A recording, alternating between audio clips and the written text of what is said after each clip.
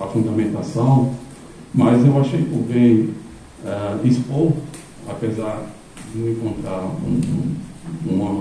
uma citação mais profunda, dada a experiência do Rodney e dessa relação com o popular, né? Isso tem a ver muito com a escolha, a opção teórica e metodológica do Rodney. Isso fica bem evidente na obra, né? A opção teórica é justamente porque está nessa perspectiva marxista da transformação, né?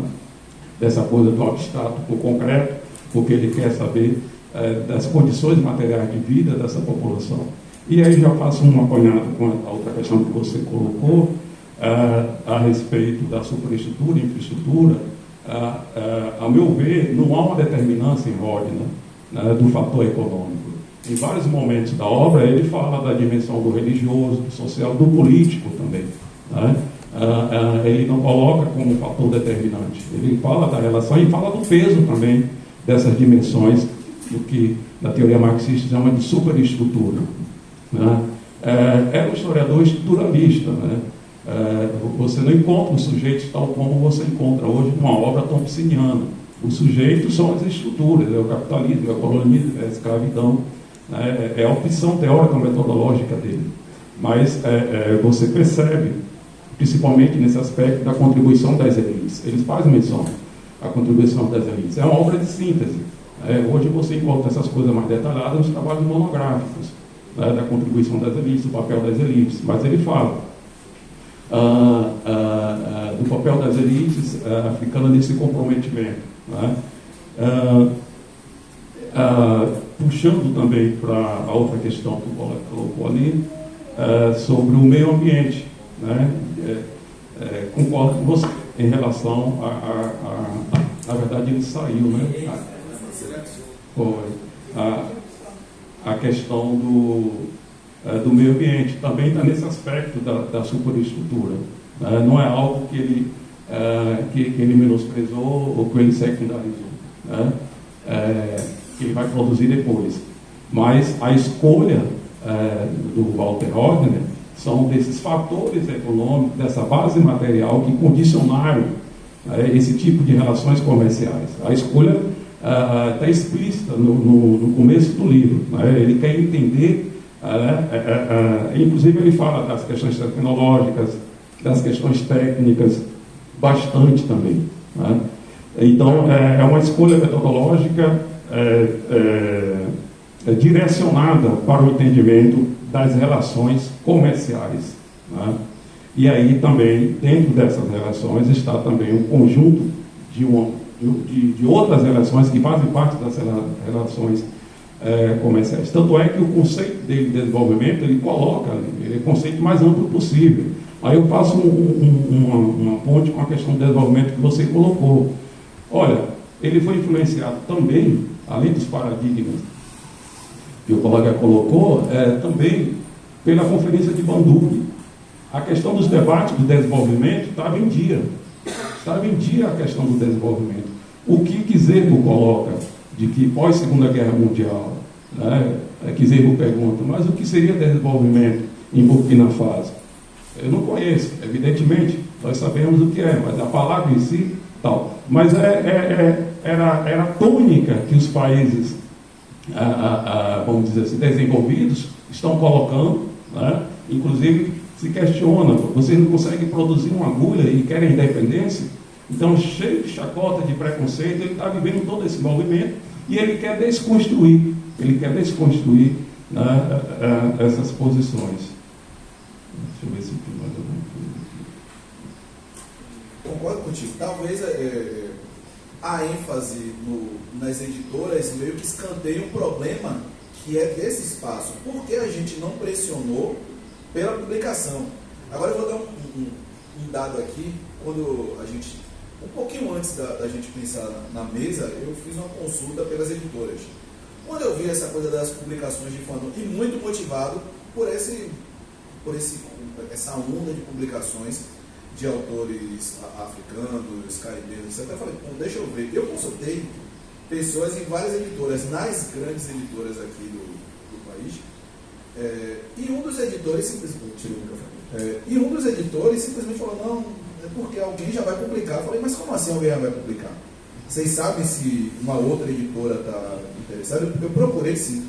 Inclusive, há muito tempo, que à época não tinha falado, acho que eles queriam fazer uma surprise. Mas eu perguntei lá, e mais uma especificamente, as outras fizeram me responderam de uma maneira mais formal, não há previsão da publicação dessa obra. Mas um editor específico me disse que não, é porque alguém já vai publicar, então a gente não vai publicar não. Eu falei, mas alguém quem? Porque eu estava chamando a atenção para a data. Eu falei, são 50 anos, tem Inclusive, para tentar dialogar com isso que é muito caro para as editoras, que são as efemérides, né? Eu falei, é uma data fechada.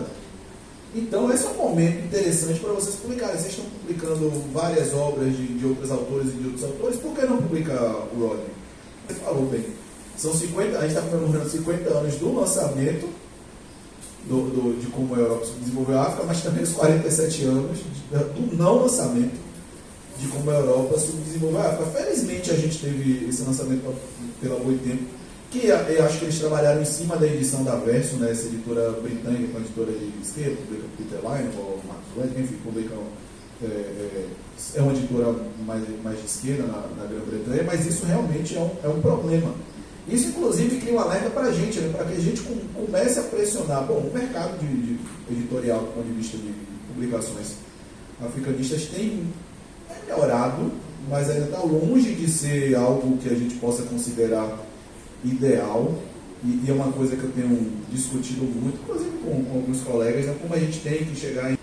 Pode ser por isso, mas a gente sabe que aqui também, né, a gente passa por nas editoras comerciais, nem tanto, daqui do Brasil, mas nas nossas editoras universitárias, a gente tem um processo de avaliação do livro. Aí o problema não é só da polêmica da editora, é quem deixa o livro passar. Um livro com esse conteúdo. Porque a mesma... Bom, eu já falei do livro, acho que eu falei com a editora, né, Oxford. É a mesma Oxford que publica esse livro, mas é a Oxford que deixa de publicar um outro. Entendeu? Isso é uma coisa dos avaliadores.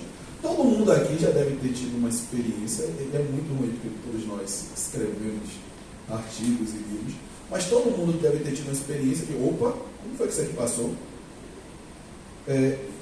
A questão é exatamente isso. Como é que isso passa? Porque para a editora, você está certo, talvez um livro de polêmica, embora a gente está falando da Oxford, Universal Press, mas um livro desse não é um livro de polêmica. E aí é importante separar o que é uma polêmica acadêmica de um outro nível de discussão. Isso é negacionismo. Polêmica acadêmica é a discussão que a Rosalene trouxe na questão, daí eu vou passar para a questão, sobre o Thornton a respeito da tese da negação, da tese da transformação, que depois vai ser recuperada lá no Lovejoy também. Isso é uma coisa, né? Isso é polêmica acadêmica. Estão discutindo academicamente uma interpretação a respeito de um determinado fenômeno. Outra coisa é esse tipo de negação. Eu fico horrorizado quando vi esse tipo de coisa. Então tem isso de fato das editoras, e acho que cabe a gente pressionar de maneiras variadas. É uma editora universitária, acadêmica, mas acho que cabe às vezes a gente mandar um documento, uma manifestação, não sei o que é que vai a negação da tese da transformação.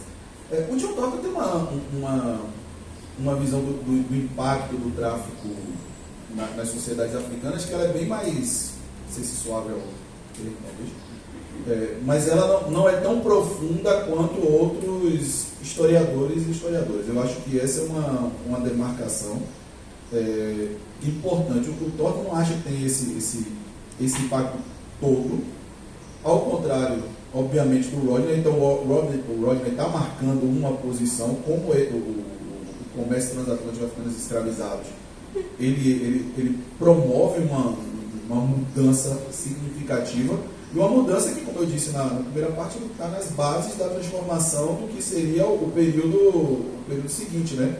Não tanto do ponto de vista do comércio em si, mas da experiência e da presença europeia na costa. Eu não consigo ver como negar esse processo, e depois vários outros pesquisadores também aprofundaram, mas eu acho que impressão que o Torta continua mantendo essa posição. Tem outros pesquisadores mais ligados ao tráfico, né? Estou falando tanto de África aqui, né? No caso do Torta, falando de africanismo, mas se você for pensar, por exemplo, David Eltz, quando há a discussão, todo mundo deve acompanhar a discussão do capitalismo, a escravidão, quanto tem um debate lá do Nicori sobre o impacto do tráfico do ponto de vista econômico para a Revolução Industrial, que é um outro livro, mais um livro que nunca foi traduzido. Esse é um livro da década do início dos anos 2000, né? Até porque Walter Hodgkin era marxista, né? E nessa onda, eu acredito que nós estamos nesse boom do George Floyd, né? Com aquele acontecimento nos Estados Unidos, gerou uma onda de publicações, inclusive no interior da Boitempo, voltada para questões raciais, pressionada por negros. Mas vamos pensar o seguinte: o Fanon está publicado no Brasil, traduzido, há décadas. Mas também o fato de ele estar embutido em uma rede, uma teia, que deve ter favorecido o contato com os editores. É uma relação muito diferente. Vemos os arquivos de Rodney e o arquivo de Fanon, embora os dois morreram jovem, Fanon ainda mais jovem, que tipo de status diferentes tem. Né? Toda a publicação de Fanon são de domínio público na França. Eles são assumidas como obra da literatura francesa. E os arquivos de Rodney, por algum motivo, um tanto quanto triste, acabaram em Atlanta, né? Onde acabou vivendo a mulher dele, depois de ter vivido em Barbados. O sonho da Guiana é um sonho que não funcionou como não funcionou para muitos autores caribenhos, que no frigir dos ovos se estabelecem em uma universidade de segunda categoria nos Estados Unidos. É muito triste, muito triste. Mas eu acho que, sem dúvida, a África poderia surgir alguns nomes e realizar pressão. E acho que há vários autores, Rodney é um caso exemplar, de umas pessoas que ficam indevidamente na sombra, e é sempre bom pesquisar porque isso aconteceu, não é? Eu acho que talvez o tipo de historiografia que ele fazia não foi rapidamente aceito, você pode julgar melhor porque talvez por alguns interpretado um pouco na direção de Orlando Patterson, de morte social, não tem ator, não tem negociação. Aqui no Brasil a negociação pegou muito espaço, muito rapidamente, não é? Então, pode ser, não sei, vale a pena fazer um pouco na arqueologia do porquê não, né? Mas eu só queria dizer, primeiro esqueci de dizer que esse trabalho sobre Nyerere, que eu vou agora doar aqui para a Biblioteca do Céu, são 3 volumes de uma obra coletiva, de uma biografia coletiva, né? Meu esforço de fazer uma biografia de Eduardo Mondlane não pode ser uma obra coletiva. Não quero me tornar biógrafo de sombra de finado. Eu estou fazendo uma biografia intelectual de Mondlane. A biografia propriamente dita não pode ser uma obra tanto que investiga as raízes como as rotas, roots and roots, né? Que subentende o conhecimento de línguas africanas, Xangana Gonga, no caso dele, obviamente tem acesso em Swahili, mas ter acesso às fontes é uma coisa mais simples, porque ter as fontes, a tradução muito menos. E sugiro que daqui em diante as biografias sejam, desses âmbitos que nos interessam, inclusive de Rodney, seja pensada de forma mais polimorfa de como está sendo feito até então. Embora a recente biografia de Leo Selig é muito interessante, mas são determinadas facetas. Eu acho que a biografia de uma pessoa tão complexa como Rodney não pode ser uma obra coletiva interdisciplinar com fontes de várias línguas, inclusive, não somente em inglês. Esse é o defeito. Com relação à pergunta que foram colocadas, a gente que muda, a gente que não muda. O próprio Rodney mudou na vida dele, se tornou, com relação à etnicidade, muito mais répido no final, depois de se instalar na Guiana, se tornou muito menos entusiasta em geral.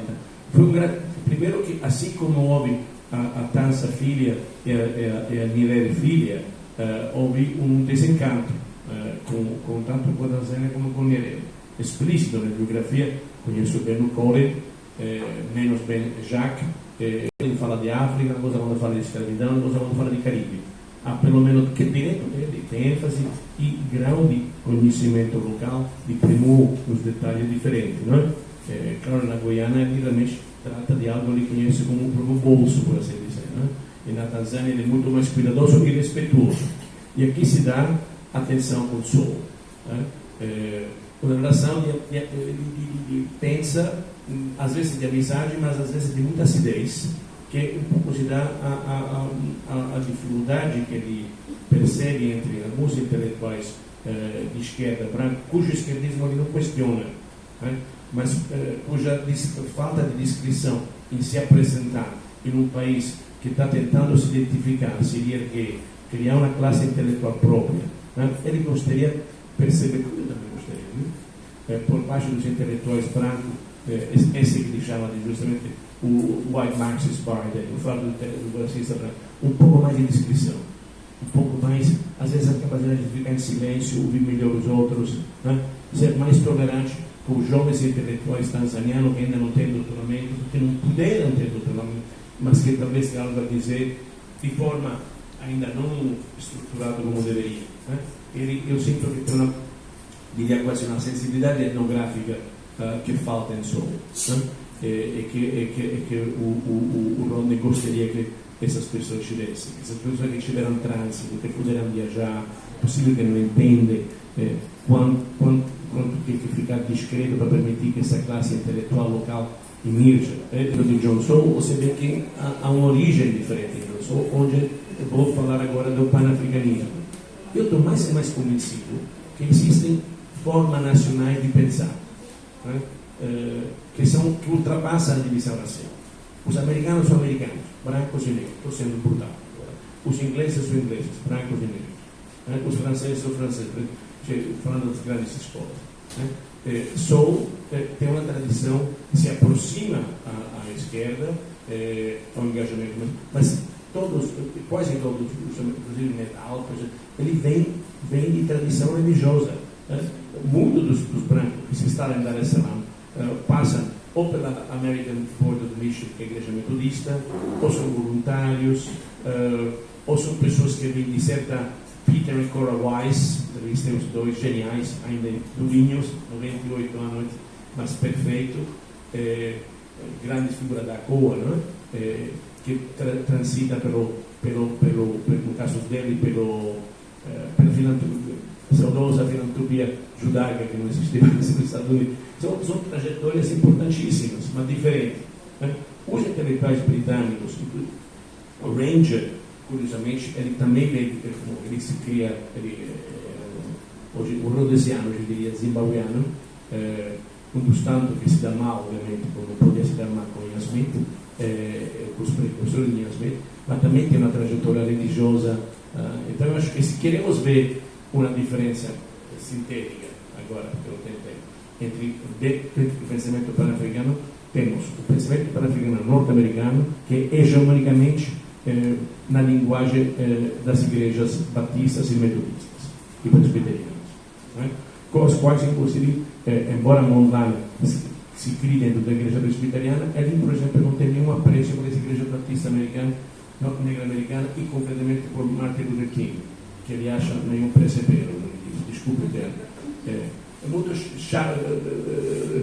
Storefront Church, muita gritaria, eles são profundamente uma história de associação tensa, mas filiação ao Partido Comunista Britânico, que tem uma relação de quase apadrinhamento para o Partido Comunista Italiano, que sempre tentou se diferenciar dos franceses, que deixaram demasiadamente stalinistas, digamos assim, muito mais. Então, essa tradição é muito forte, tem um diálogo com os intelectuais indianos, tem um certo humanismo que você não sente entre.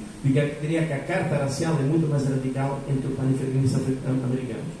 E isso cria, às vezes, esponge, a American Board of Mission, que é uma função importantíssima na África do Sul, no surgimento do ANC, mas às vezes cria desentendimento, tem que ser pormenorizado, tomar cuidado. Mas não podemos pensar o panafricanismo ou o Atlântico Negro um campo livre de tensões e de interesses e livre de desengajamento com agendas políticas, às vezes de esquerda e de direita. A CIA joga um papel em tudo isso. A gente não vou agora sugerir que a histórica Michael, mas a CIA financia gente que você nem imagina. Inclusive durante a primeira fase, até Johnson cristalizar a política, existe aquela que eu chamo a CIA de esquerda. É quando Israel, por exemplo, financia o movimento de independência na África. questa cosa muda, già perché ha una complexidade che precisa tomar cuidado e generalizar. Agora, não me surpreende que as editoras brasileiras, isso tem com nossa colonialidade, tenham muito mais facilidade em aceitar publicações que vêm desse panafricanismo que estou agora sinteticamente chamando de americano, onde já não se encaixa Angela Davis, por exemplo, já entraram uma de Marcuse, já tem outro tipo de tradição, do que com o panafricanismo britânico, que cheira muito menos a autoajuda, digamos assim. A autoajuda vem mesmo quando conjugada com a etnicidade. Então, eu acho que isso talvez seja tudo. Para finalizar, lembramos sempre a importância da Guerra Fria, e aqui, nesse meu esforço titânico, presunçoso, como eu sou, de pensar na história das relações raciais e do antirracismo transatlântica, o ano de 64 é um ano importantíssimo.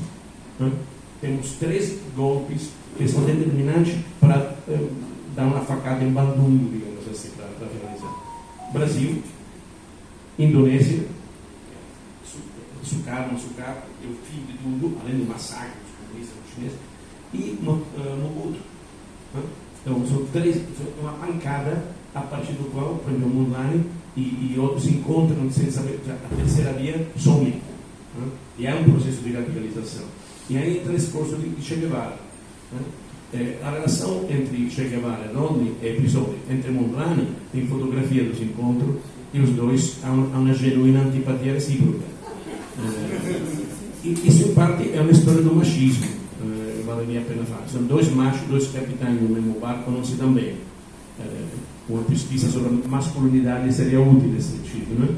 Che Guevara charmosíssimo, mas não pense que Mondlane se sentisse menos charmoso ou tivesse menos sex appeal do que Che Guevara. A vida dele é cheia de sex appeal. Então tem um problema psicológico entre os dois que não se encaixa.